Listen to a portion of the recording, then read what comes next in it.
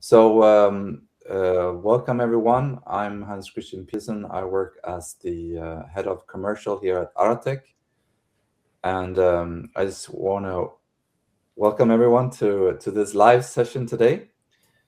And also hello to everyone catching this session on demand on the video afterwards. We know how busy everyone is, so we really appreciate you spending time with us here today. And I'm super excited about this webinar where we're going to talk about the French e-invoicing mandate, which is officially going live in just a few months, so on September 1st. So this session we have provided to give you an update on what's going on and with the latest requirements and the latest news from the pilot phase. So a few housekeeping items before we get started. We are recording this session. So if you have signed up, you will also receive a link in your inbox after we wrap up. So you can rewatch it as many times as you want. If you have any questions during the session or just in general to our speakers, please put those in the chat and we will address them at the end. Next slide, please. Yes. Okay, so I'm joined here today by two distinguished speakers. First, Robin Boström. He's the Chief Legal Officer at Arratech, and he's also heading up our legal and compliance team at Arratech.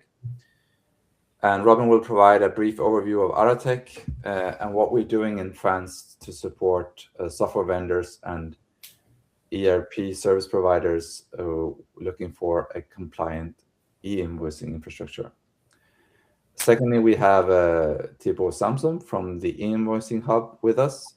Hello. He's a leading expert on the French e-invoicing mandate and will help us today navigating the complexities of French e-invoicing. Yes. With that, Robin, over to you. Thank you. Yes, as mentioned, I will provide a brief overview of Arratech and our service offering before Thibault takes over. Next slide, please. So, Arratech is a company that's based in Stockholm, Sweden, and what we do, and I think many of you already know since you're here, is that we provide Peppol as a service. And by that I mean we provide connectivity to the Peppol network, either through our own access points, which you can piggyback to get access to the network, or we can create a custom-made access point for you, 1, 2, 3, or as many as you need for your purposes, and you can use that by yourself in your system. Our mission is to become a global market leader in the Peppol networks and e-delivery infrastructure worldwide. And by this I mean, of course, that we will be present in any market that has a Peppol authority or in any domain where Peppol messages flow. But we will also be in countries and markets where there are networks that are similar to the Peppol network. And the easiest example here is, of course, the DBNA Alliance in the United States. So if a market has Peppol network connectivity, or if there is a similar network in place based on e-delivery, we will also be there to serve our customers. To reach these goals, we have 3 prominent founders that have a long experience in this technical field. First of all, we have our CEO, Hans Berg. He has successfully founded and driven similar companies in this very domain. He has also been the Open Peppol's e-delivery community leader from 2017 to 2021, taking that Open Peppol through a very expansive phase.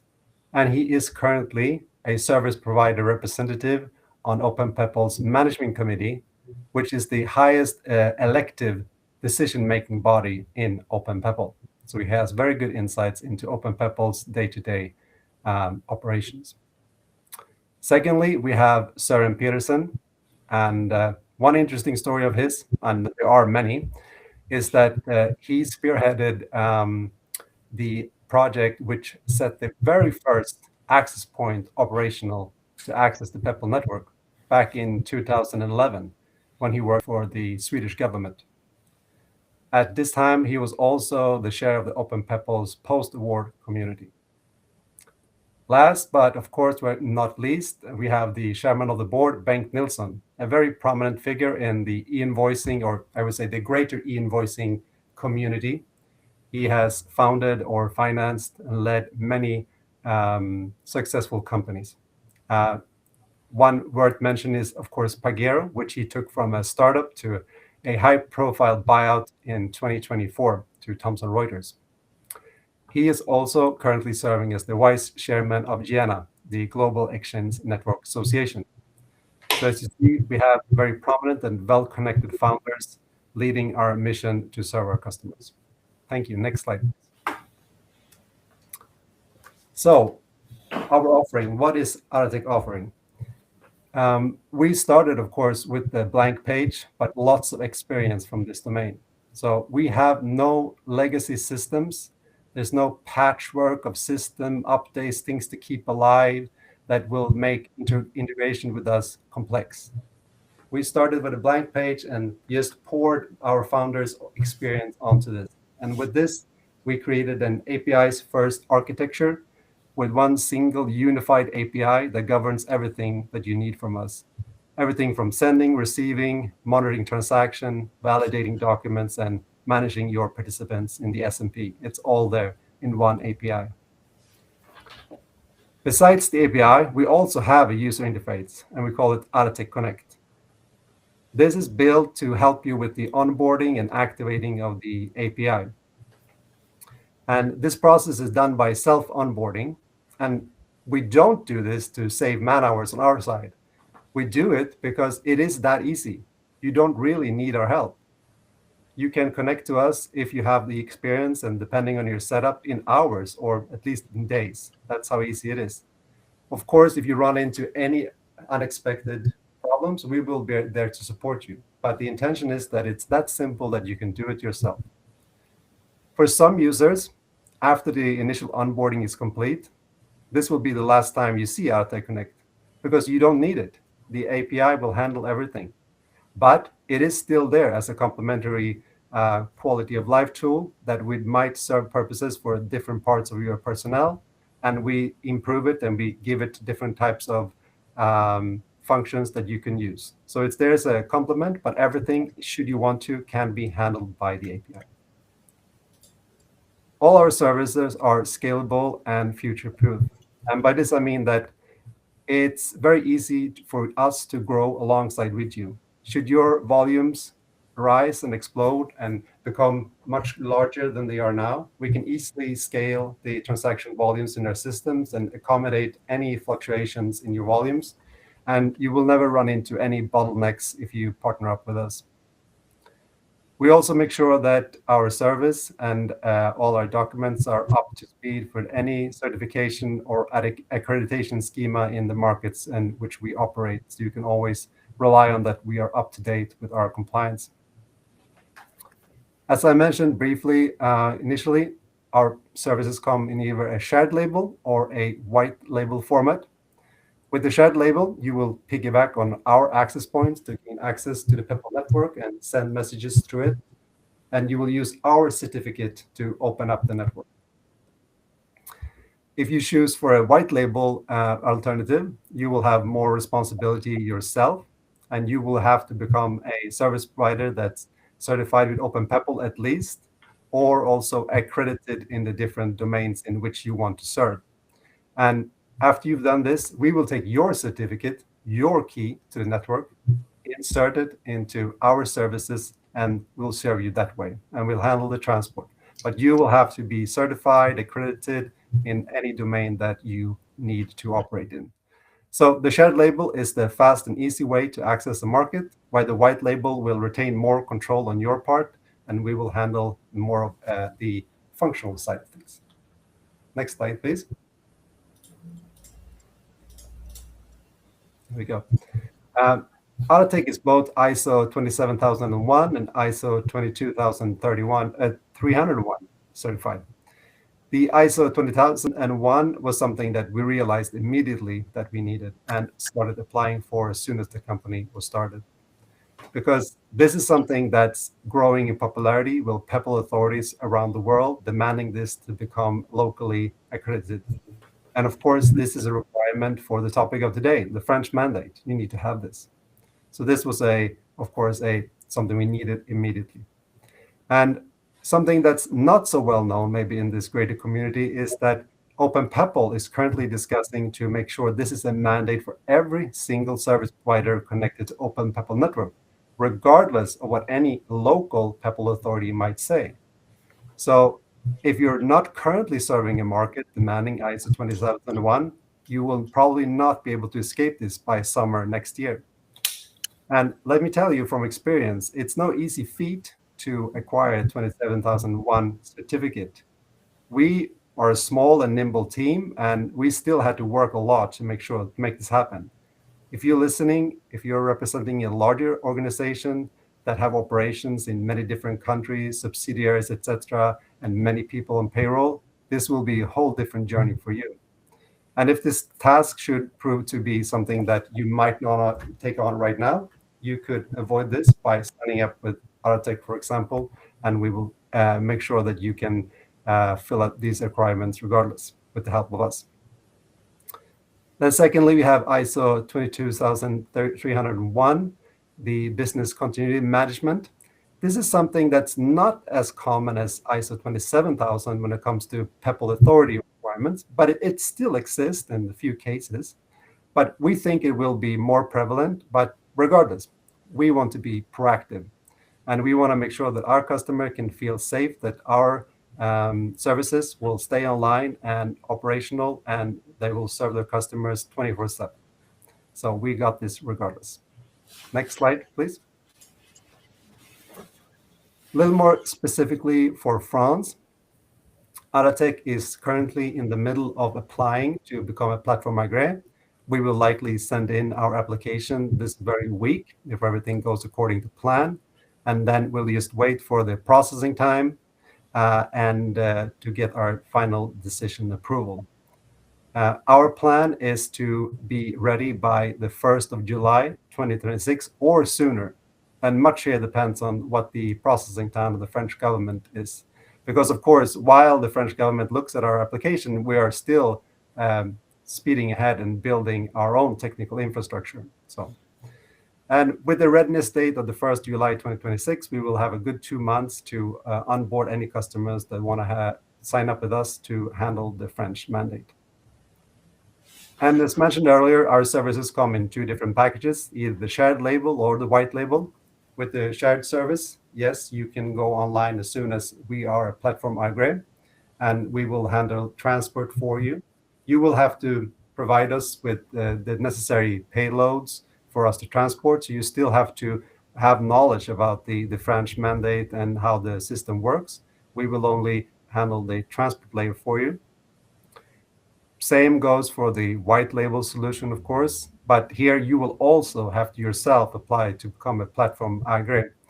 And that is a long journey. So if you haven't started it yet, this might be too late to start now.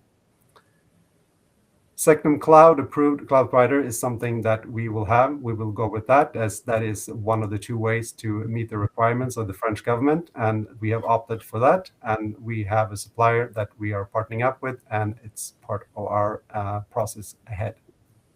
Thank you. Next slide, please. This was my final words would be to you that if you want to know more about Arratech and our solution, please go to our webpage. On our webpage, you can read about our solutions, but you can also sign up for a free sandbox environment in which you can send your technical people to sign up. It's what's on the screen right now there to the right. You can sign up and you'll get access to a sandbox environment of our very service, and you can try out how things work, and you can integrate with it and see if there's something, a solution that fits you well. If there are other people in your company who would not like to tinker with the technical bits, you can also request a demo of us that we show you the system. So we are there to provide either or for you, and we will do so promptly after you have request access to one of those things. So please look us up and keep in touch. And with that, I will give it over to Thibault, who will walk you through the French mandate. Thank you. Thanks, Robin. Hello, everyone, and good morning.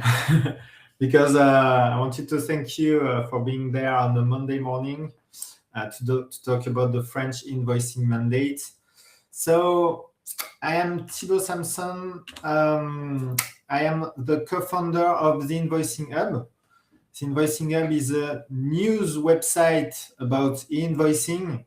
We are currently covering more than 25 countries. So if you are looking for news for country profiles to understand what are the requirements in this or that country, if you are looking to better understand what e-invoicing is and to try to identify some actors in this ecosystem, you can rely on the Invoicing Hub. We are providing reliable information, meaning that we don't copy and paste what others are publishing. We are verifying everything that we publish. We are writing ourselves. We share the official sources. We try to write our content in accessible terms so that anyone can understand it.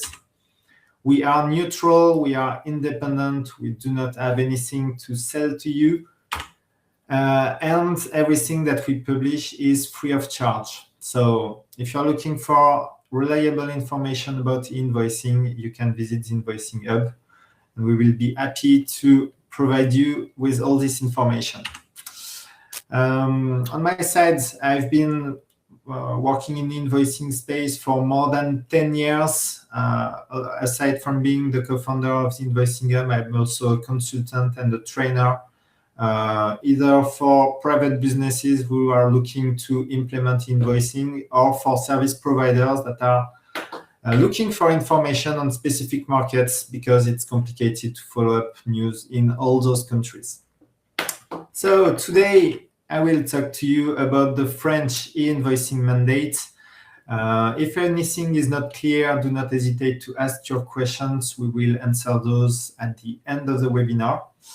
And let's start right now with this French mandate. And this is not something new for you, I guess. Invoicing will become mandatory in France, in the whole country. What does it mean that invoicing will become mandatory? It means that for most of your invoices, sending them in PDF, sending them in postal mail, sending them through email will become forbidden. You will have to send your invoices electronically. This will impact most of your domestic B2B transactions. So B2B, of course, means business to business, and domestic means France to France. So all your transactions from a French company to another French company will need to be done electronically with the sending of an electronic invoice. On top of sending the electronic invoice, you will also have to exchange invoice statuses, which is called the life cycle of the invoice. So basically, every time you send an electronic invoice, you will also have to exchange message information with your recipient, with the buyer, and together you will have to discuss to say that the invoice was sent, the invoice was received, the invoice is being processed, the invoice is approved, put in dispute, refused, paid, and a lot of things like that. There are a lot of different statuses. We will see this a bit more in detail, but yeah, you do not have just to send an electronic invoice. You must also exchange invoice status information. On top of invoicing requirements, you will also have to comply with eReporting requirements. So eReporting, the name is very self-explanatory. You will have to produce electronic reports that you will have to send to the tax authority. So these reports will contain tax-relevant data, of course, because this is what the government is interested in. And it will concern all international B2B transactions and B2C transactions. So B2C, I guess it's quite obvious what it means, but international B2B transactions, it means transactions between a French company and an international supplier or an international buyer. So any transaction between France and another country, whether it's an incoming or an outgoing transaction. This electronic report will have to be sent on a periodic basis. It will be every 10 days, every month, or every 2 months, depending on the VAT regime of your company. Let's talk about the deadlines, the 2 phases of the mandate. There is one phase that starts on September 1st, 2026, and the other one year later on September 1st, 2027. And it will impact companies differently depending on their size. So to know whether you are at the top of this table or at the bottom of this table, you need to know about the thresholds that will make you either a medium company or a large company. So if your company has fewer than 250 employees and either an annual turnover below 15 million euros or an annual balance sheet below 43 million euros, you are a medium company, and it means that you are in the top row of this table. So for those small and medium companies, the first deadline will apply on September 1st, 2026, and you must be able to receive electronic invoices from that date. And then it's only 1 year later that you will be obligated to send and receive electronic invoices and to issue your e-reportings. For large companies, everything starts on September 1st, 2026. All the obligations, they will have to send and receive electronic invoices and to issue e-reportings. The one thing to keep in mind is that you will see that between September 1st, 2026 and September 1st, 2027, there will be a transition period, a transition year, because during that year, you will have large companies that will send electronic invoices, but smaller companies will either send paper or PDF invoices, or they could send electronic invoices, but most likely the small companies will keep sending PDF or paper until September 1st, 2027. It means that regardless of the size of your company, until September 1st, 2027, you will receive electronic invoices from large companies and PDF and paper invoices from small companies. So you need to be able to process both of those until September 1st, 2027. Then we will move to some definitions and try to list who are the key actors of this mandate. So first, most prominently, you have what we call the PA, Plateformes Agréées in French, which means accredited platform, certified platform. So currently, there are many accredited platforms that have been officially certified by the tax authority. The goal of these accredited platforms is actually to transmit your electronic invoices and your e-reportings, because as part of this mandate, it is mandatory to use an accredited platform to send and receive your documents according to the obligation. Then you have the PPF. PPF means Portail Public de Facturation, which in English means Public Billing Portal. So initially, this portal was intended to work like, for example, the Italian SDI, in other terms, being a central platform. It's not the case anymore. The Public Billing Portal will act like a kind of fifth corner number 5. If you know about the PayPal network and the 4 and 5 network corner network models, but basically the PPF will play 2 different roles. First, a role of data concentrator. So any data extracted from the invoice, any e-reporting will be sent to the data concentrator, to the PPF. And the PPF will also host a central Annuaire. Annuaire is a public directory which allows the identification of the accredited platform of the invoice receiver. So in other terms, the Annuaire is kind of a PayPal SMP which allows the identification of corner number 3. Finally, you have SC in French, solution compatible, in English, compatible solutions. So I just told you for the accredited platforms that all companies needed to use an accredited platform to transmit their invoices and e-reportings. It's mandatory to use an accredited platform to do so. So it means that any other software that is handling electronic invoicing information, invoice data, e-reporting data, and that is processing those documents, and that is not certified by the tax authority, is not allowed anymore to send and receive those documents. Which means that all those software will have to work with accredited platforms in order to be able to transmit the official documents between the sender and the receiver and to the government as well.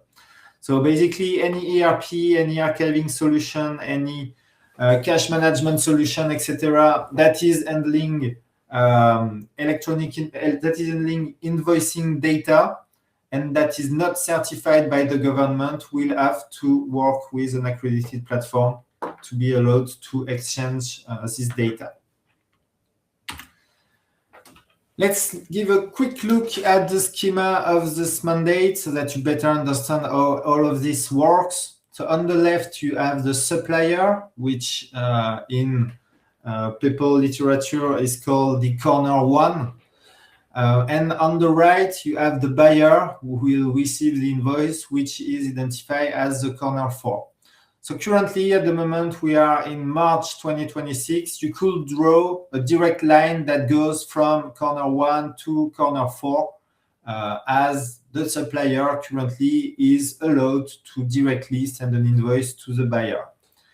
Starting from September 2026, it will not be allowed anymore. Companies will have to go through accredited platform, which means that the supplier will have to select a sending accredited platform, which will be the corner 2, and the receiver has to select a receiving accredited platform, which will be the corner 3. And this is between those accredited platforms that electronic invoices will be transmitted and that tax data will be extracted, e-reportings will be generated, and all of this will be sent to the PPF, which will act as the corner 5. So in France, we end up with a kind of 5-corner model. And another thing that you see on this schema is the SC, the solution compatible solutions. As you see, a supplier is free to use a SC to process its invoice data, but then the SC cannot send directly the invoice to the receiver. It must go through a sending platform. And same thing, exact same thing on the receiving side. So this is very quickly described the schema of the mandate. One thing that you have to keep in mind regarding the French mandate is that it's constantly evolving. There are a lot of new publications, and it can be complicated to stay up to date because obligations are evolving on a regular basis. Most often, the material is published only in France, and there are a lot of different sources. So we try to list you some of those most important sources. And first, you have a document that is called the Specification Externe, external specifications, that is published by the DGFiP. The DGFiP is the French tax authority, which describes basically how to connect to the PPF. So it's kind of a user guide for accredited platforms to exchange documents with the state. Then you have documents that are published by the AFNOR Commission. So basically, those are standards that companies must follow. So it's a rule set, it's guidelines that explain how invoices must be generated, what are their content, and how they must be exchanged, and what processes they should follow. What you should do when you send a regular invoice, what you should do when you send an invoice, but that it's disputed, it's refused, it's rejected. It gives you lots of guidelines. Then you have People Authority specific requirements that are published by the DGFiP, which is the French People Authority. You have the French law. It was just recently voted, but now we need the corresponding decrees to be published. You have official public resources that are published by the DGFiP, such as FAQ or other guides, communications, etc. And then you have some industry associations that are working to give guidelines to companies in those sectors. So all those things are different sources of information regarding the mandate, and things are evolving constantly. For example, the number 2 companies and PA rules and guidelines from the AFNOR Commission, a new version was published last Thursday. So there is a lot to review in this document. So let's discuss further about all the general principles of the mandate, because it's not an easy mandate. There are a lot of requirements that are asked by the state. So we call it an e-invoicing mandate, but it goes further than that. Basically, you will have different behaviors, different requirements, depending on whether you are processing domestic B2B invoices or international B2B and B2C invoices. So in the case of domestic B2B transactions, I already mentioned it, you will have to send and receive your invoices electronically, and tax data will be extracted by the accredited platform and sent to the tax authority. You will have also to perform the invoice lifecycle. You will have to share status information with your supplier, with your buyer, and with the state. And then you will have to interact with the French Annuaire, the public directories, at least all companies, and their receiving accredited platform.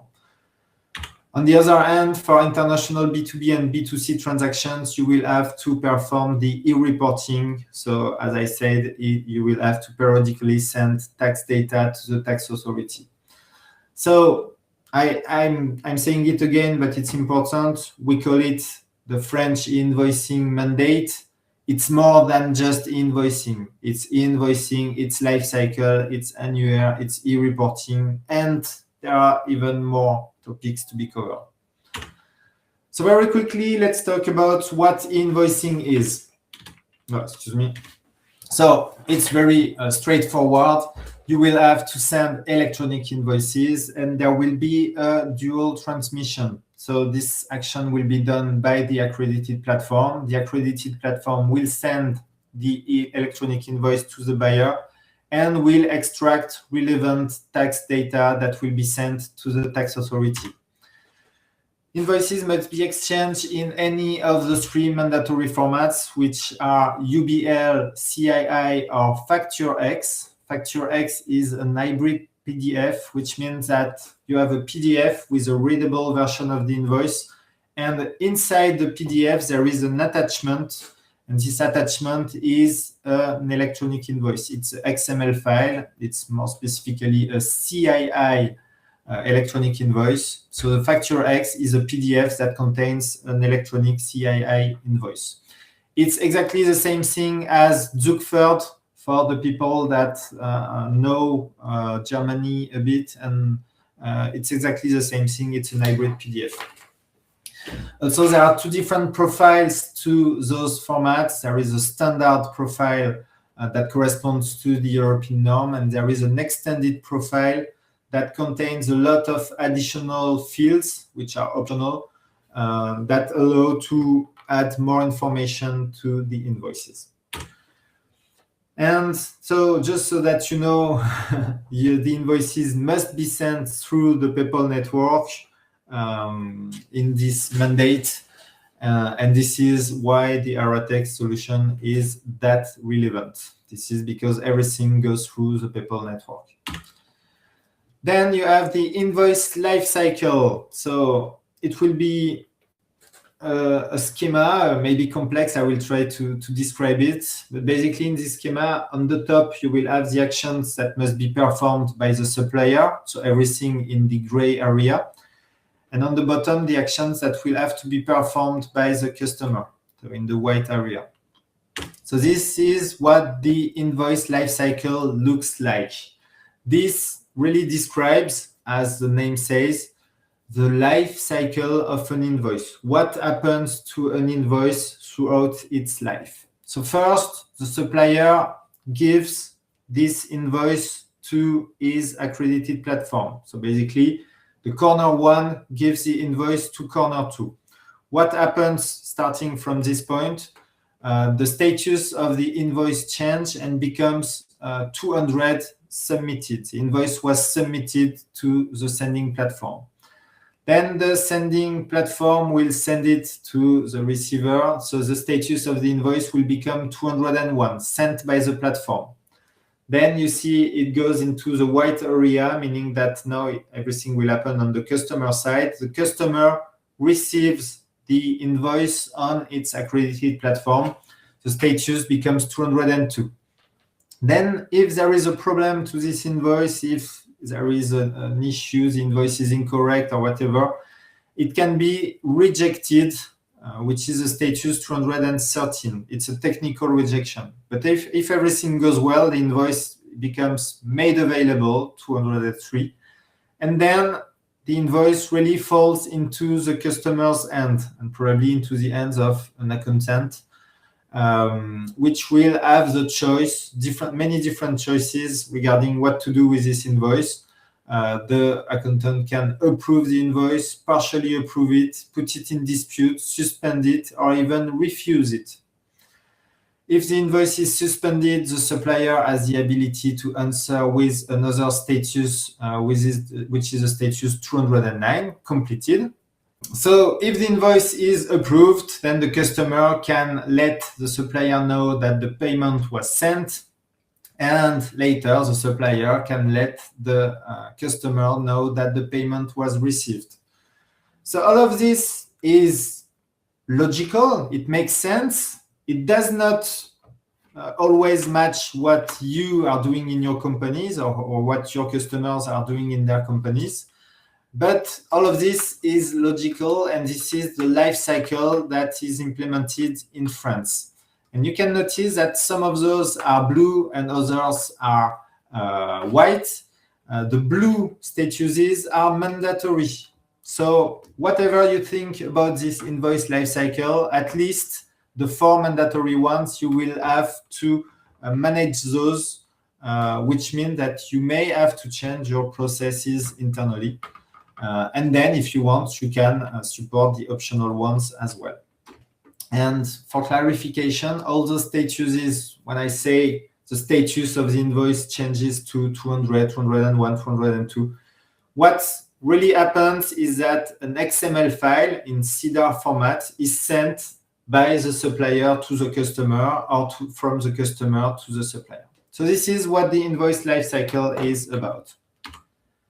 Then you have the Annuaire. So the Annuaire, the goal of the Annuaire is just like a regular PayPal SMP. It's to identify the accredited platform of the receiver. So basically what happens? On the left, you have the supplier that wants to send an invoice. On the right, you have the buyer that wants to receive an invoice. The supplier actually knows the identity of its buyer. The supplier also knows the identity of his own accredited platform. So the supplier gives the invoice to his accredited platform. But the problem is that even though the supplier and its accredited platform know the identity of the buyer, actually no one knows who is the receiving platform of the buyer. The supplier, a company, does not maintain a list of which of his customers uses which accredited platform. So actually, the identity of the accredited platform of the buyer is unknown. And that's why there is the Annuaire. The accredited platform will actually query the Annuaire. it will ask, okay, I need to send an invoice to this buyer. Who is the accredited platform of this buyer? And the Annuaire will tell the accredited platform of this supplier, if you want to send an invoice to this buyer, you need to send it through this accredited platform. And this is the goal of the French Annuaire. It's exactly the same thing as the PayPal SMP. The goal is to identify the corner 3 of the transaction. And all companies, all accredited platforms will have to rely on the French Annuaire. Then you have the e-reporting. So as I said, the e-reporting consists in sending periodic reports to the tax authority about international B2B transactions and B2C transactions. So more specifically about international B2B transactions, you will provide the government with header data. So you will provide the information to the government that there was this invoice that was sent. It was sent at this date. There is this number. It was sent from this sender to this buyer. The total amount is this, etc. So it's header data that needs to be included into this report. For B2C transactions, it will be a bit easier. You will have to provide consolidated daily amounts. So you will have to say, for example, that on day number 1, you have issued for 566 euros of B2C invoices. That on day number 2, you have issued for 312 euros of B2C invoices, etc. So it's daily amounts that need to be put into this B2C e-reporting. But on top of that, you will also have to share information about payments that you receive. Indeed, in France, there is something that is called the VAT due on payments. In French, it's called TVA sur les encaissements. It's a different way for the state to collect VAT. And a company is either at the VAT on payments or it's not at the VAT on payments. So for all companies that are at the VAT on payments, they must also issue international B2B payments e-reportings and international B2C payments e-reporting. So they will have to tell the government that they have received payment for all those international B2B transactions and for all those B2C transactions. So this is everything that the e-reporting is about. And finally, there is one last important topic, which is called the use cases. So basically, use cases correspond to specific situations that can happen to any company regarding invoicing. So there are multiple types of use cases. Anytime there is a third party that is involved, this is actually a use case. So if you send an invoice, but there is a factor, there is a third-party payer, there is an insurance, there is a marketplace, a subcontractor, a contractor, any type of third party means that you will fall into one of the use cases.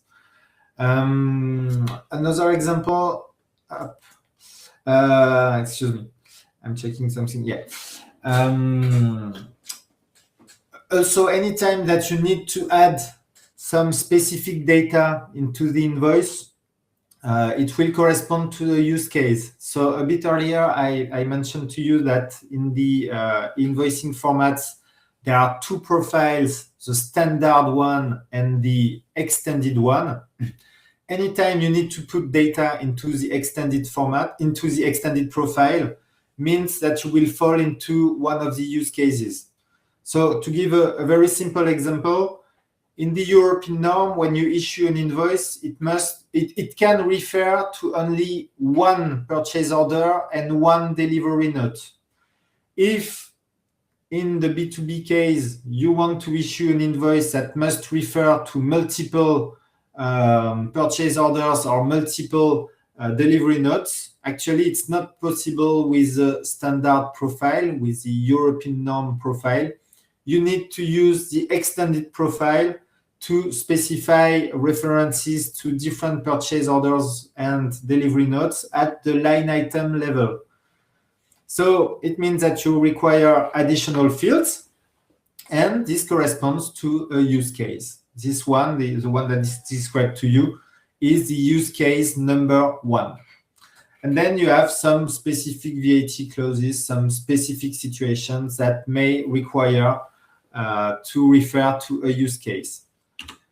Additionally, use cases support is not mandatory. The accredited platforms are not required by the tax authority to support any use case. So you need to make sure which use cases are relevant to you, and you need to make sure that your accredited platform will support this use case.